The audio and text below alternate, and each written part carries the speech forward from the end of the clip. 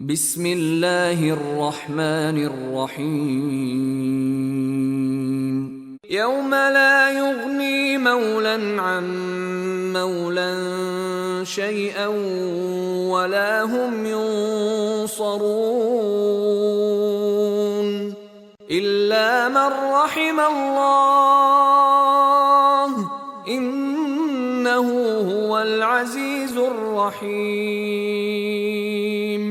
إن شجرة الزقوم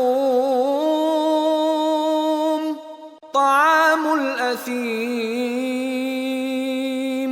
كالمهل يغلي في البطون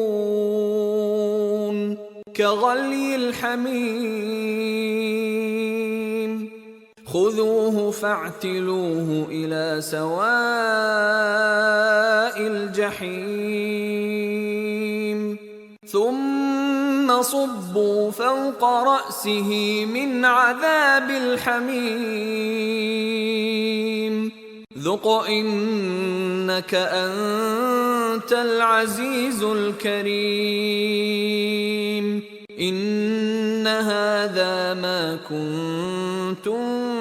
به تمترون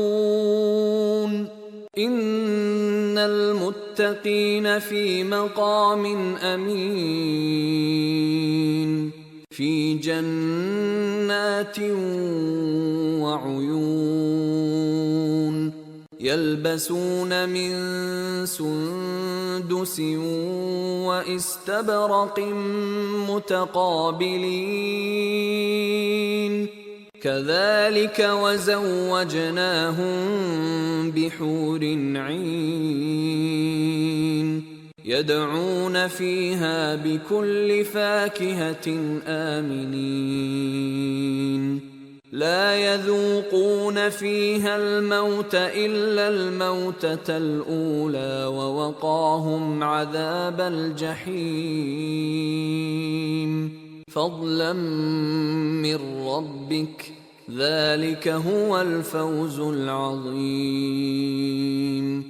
فإنما يسرناه بلسانك لعلهم يتذكرون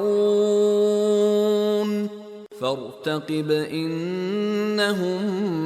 مرتقبون